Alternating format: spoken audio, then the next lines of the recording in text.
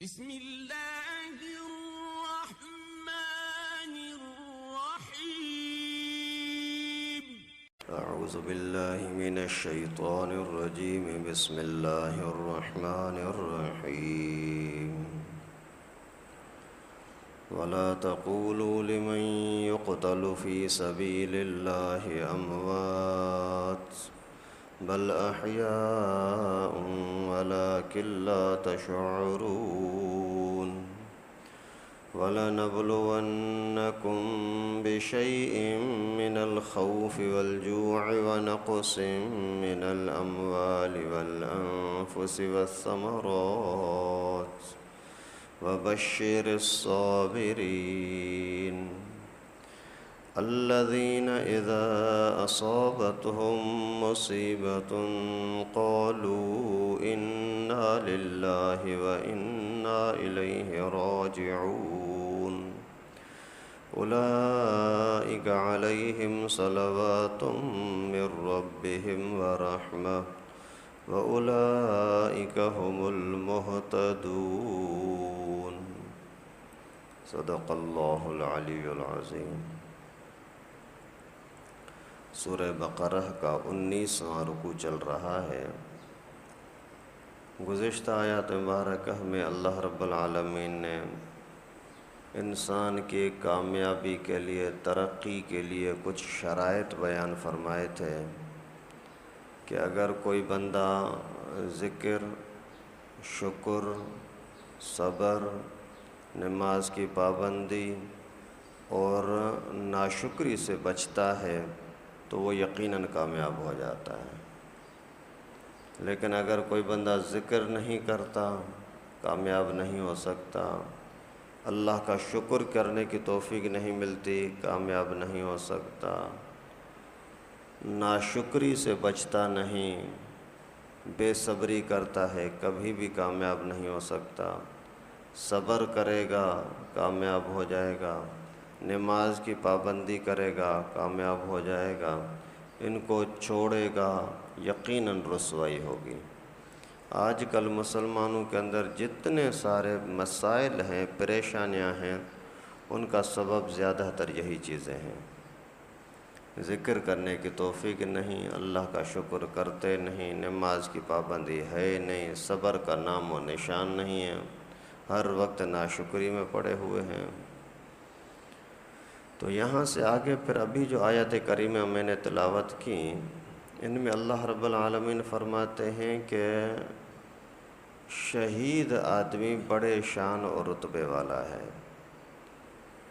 اتنے قدر کہ شہید کے لیے مردہ کا لفظ، لاش کا لفظ، ہلاک کا لفظ، جاں بحق کا لفظ یہ کہنا بھی جائز نہیں ہے۔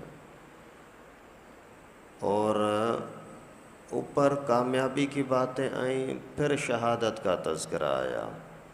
مقصد یہ کہ کامیاب زندگی کے لیے آپ کو پریشانیاں آئیں گی، اور اس کے لیے اگر آپ ذہنی طور پر اس بات پر راضی ہیں کہ میری جان چلی جائے تو بھی جانے دو لیکن اللہ کے حکم کو توڑوں گا نہیں، تو آپ کی اس جذبے کا نام ہے شہادت۔ اور شہادت کے لیے جو عظمت ہے، پوری دنیا کے لوگ مر جاتے ہیں لیکن شہید مرتے ہیں ہی نہیں۔ اور شہیدوں کے لیے اللہ تبارک و تعالیٰ نے عظیم انعامات فرمائے ہیں کہ وہ ابھی سے جنت میں داخل ہو جاتے ہیں۔ ہر بندے کے جنت میں پہنچنے کے لیے قیامت کا انتظار کرنا ضروری ہے۔ شہید ایسا رتبے والا ہے جیسے اس کی گردن کٹتی ہے، جان جاتی ہے، اسی ٹائم پر وہ جنت میں چلا جاتا ہے، اسی وقت۔ ایک مرتبہ رسول اللہ صلی اللہ علیہ وسلم کے زمانے میں ایک صحابی شہید ہوا، تو شہادت کے بعد، جان نکلنے کے بعد دیکھا کہ اس کے ہاتھ ہل رہے ہیں اور جیسا کہ کسی کے ساتھ کھیل رہا ہے، ہاتھ پکڑ رہا ہے۔ صحابہ نے پیغمبر کریم سے عرض کیا کہ اللہ کے رسول، موت ہونے کے بعد، فوت ہو جانے کے بعد ہم نے دیکھا، تو پیغمبر کریم نے فرمایا یہ جنت کے حوروں کے ساتھ کھیل رہا تھا۔ تو شہید فوری طور پر جنت میں پہنچ جاتا ہے۔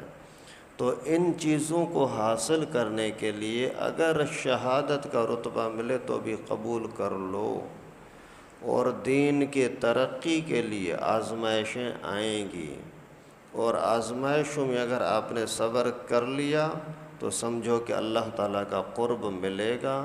اگر بے صبری کی، غریبی کی وجہ سے بے صبری کی، کسی دنیاوی پریشانی کی وجہ سے بے صبری کی، کوئی درد تھا، چوٹ تھی یا تکلیف تھی، اس کی وجہ سے بے صبری کی، چیخنا، چلانا، آہوزاری، تو پھر ایسے لوگوں کو اللہ رب العالمین ہدایت دیتے ہی نہیں ہیں۔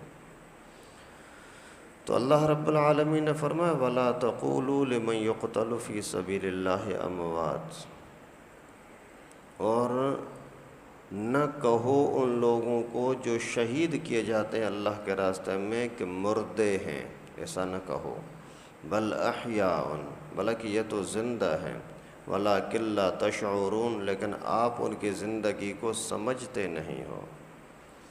شہید ہونے والے کو، اللہ کے راستے میں جان دینے والے کو مردہ نہ کہو، یہ تو زندہ ہے۔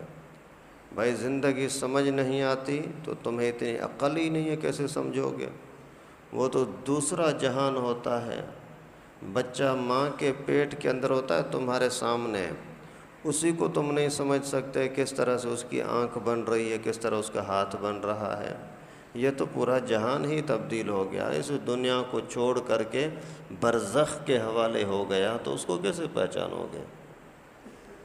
ایک آدمی اگر خواب دیکھ رہا ہوتا ہے نیند میں، آپ سامنے ساتھ میں سوئے ہوئے ہو یا جاگ رہے ہو، وہ خواب کے اندر دیکھ رہا ہے کہ میں بھاگ رہا ہوں اور یہاں جا رہا ہوں، وہاں جا رہا ہوں، میں اسپیشل چیزیں کھا رہا ہوں، یا میرے پیچھے سانپ ہے اور کوئی شیر ہے مجھے کاٹنے کے پیچھے ہے، وہ آپ کو سمجھ میں نہیں آتا۔ ساتھ سویا ہوا بندہ، تو یہ قبر کا سویا ہوا کیسے پتہ لگے گا بھائی؟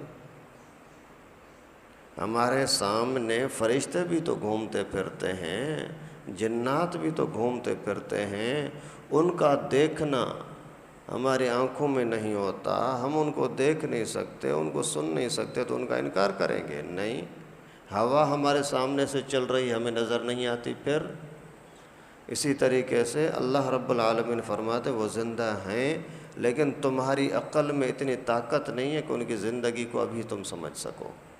بس ہمیں ایمان رکھنا ہے کہ شہید زندہ ہیں، جیسا کہ اللہ تعالیٰ نے فرمایا وَلَنَبْلُوَنَّكُمْ بِشَيْءٍ مِّنَ الْخَوْفِ وَالْجُوعِ وَنَقْصٍ مِّنَ الْأَمْوَالِ وَالْأَنفُسِ وَالثَّمَرَاتِ، اور ضرور میں آزماؤں گا تمہیں کسی نہ کسی طریقے سے، یا خوف دے کر، یا بھوک دے کر، یا مال گھٹا کر، یا نفس جان گھٹا کر، یا پھر پھل فروٹ باغات میں کمی کر کے آپ کی آزمائش کروں گا، امتحان لوں گا۔ انسان سمجھتا ہے کہ بس میں جنت میں چلا جاؤں اور میرے اوپر کوئی آزمائش آئی ہی نہ، یہ نہیں ہو سکتا۔ پہلے جتنی آزمائشیں آئیں گی اتنی ترقی ہوگی۔ دنیا میں سب سے زیادہ آزمائشیں انبیاء کرام پر آئی ہیں، حالانکہ نبی اللہ تعالیٰ کا سب سے زیادہ قریب ہوتا ہے۔ دنیا کے سارے لوگ مل کر کے پیغمبر کریم کے شان کے برابر نہیں ہو سکتے، لیکن تکلیفیں اتنی آئی ہیں پیغمبر کریم کو، ابھی دنیا میں ولادت ہو ہی نہیں ہے، ماں کے پیٹ میں آئے ہیں اور باپ فوت ہو گئے،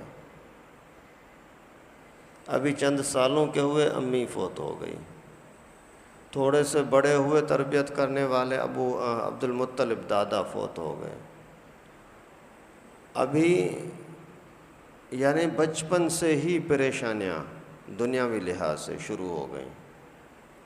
پھر جیسے نبوت کا اعلان فرمایا، پھر تو قریب سے قریب لوگ ایسے دشمن بن گئے کہ مارنے کی سازشیں۔ اور اسی طریقے سے جو بندہ اللہ کے جتنا زیادہ قریب ہوتا ہے اتنا ہی دنیا کے اعتبار سے اس کے اوپر پریشانیاں زیادہ آتی ہیں۔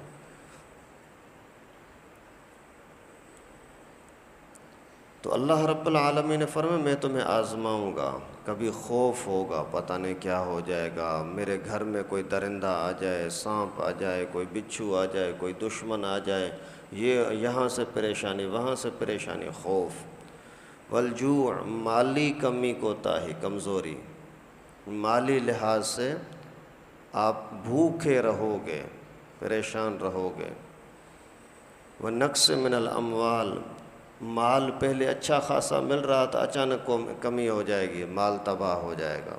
حضرت ایوب علیہ السلام کی مثال سامنے ہے، آ کر کے پتہ لگا، اطلاع ملی کہ آپ کے جتنے جانور تھے سارے کے سارے مر گئے۔ فرمایا انا للہ و انا الیہ راجعون۔ پھر کسی موقع پر آ کر کے بتلایا کہ آپ کے بیوی، بچے، گھر کا سارا سامان ایک ہی ٹائم پر چھت گری اور پورا کا پورا سارے مر گئے۔ فرمایا ٹھیک ہے، اللہ کی مرضی، جو اللہ کی طرف سے ہونا تھا ہوا۔ اسی طریقے سے باغات سارے جل گئے، فرمایا اللہ کی مرضی۔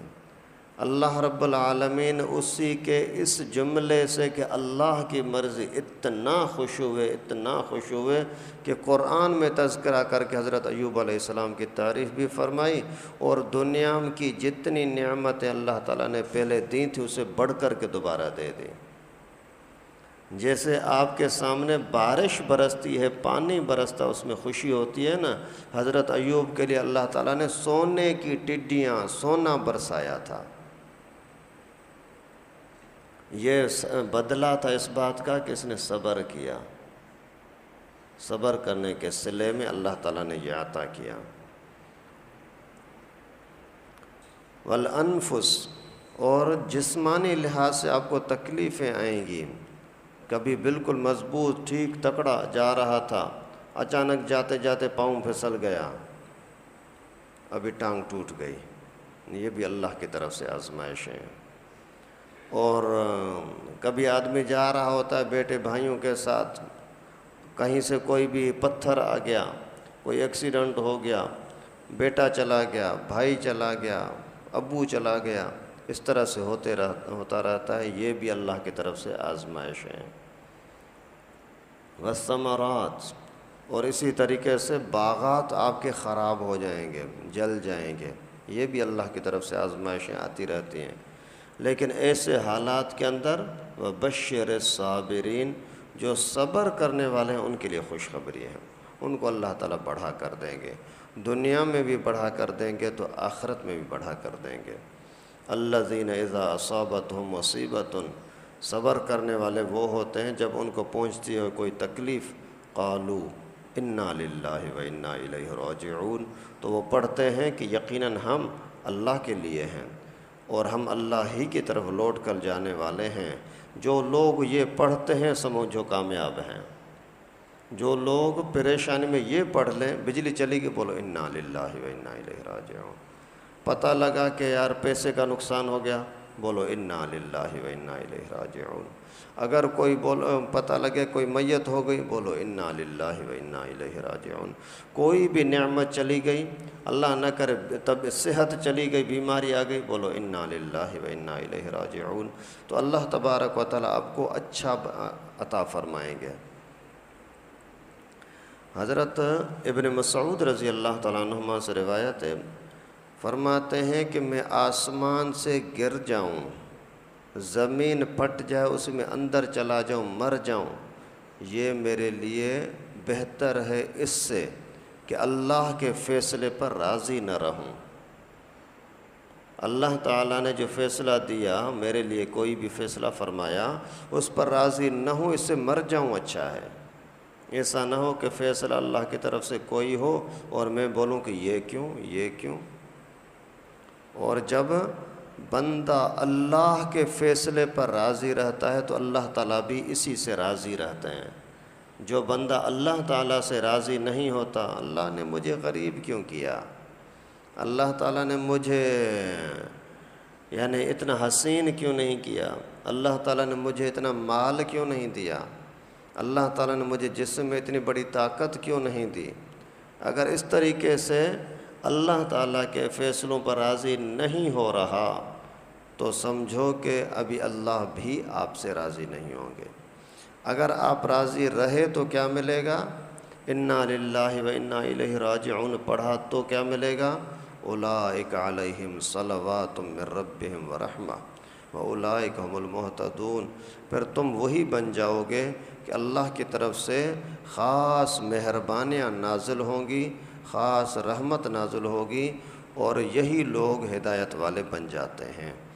ہدایت والے وہی ہیں جو ہر معاملے کو اللہ کے حوالے کریں، ان کے اوپر صلوات اور رحمت ہوگی۔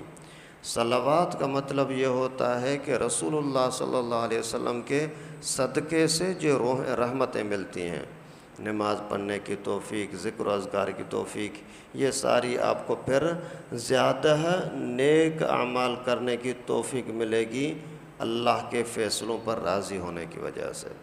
اور رحمت سے مراد عام کھانے پینے کی چیزیں، سکون کی چیزیں، یہ ساری اللہ تعالیٰ عطا فرمائیں گے۔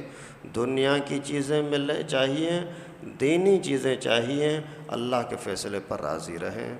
اللہ رب العالمین سے دعا ہے کہ ہم سب کو قرآن کو سمجھنے کی اور اللہ تعالیٰ کے فیصلوں کو پر راضی رہنے کی توفیق نصیب فرمائے۔ وآخر دعوانا ان الحمد للہ رب العالمین۔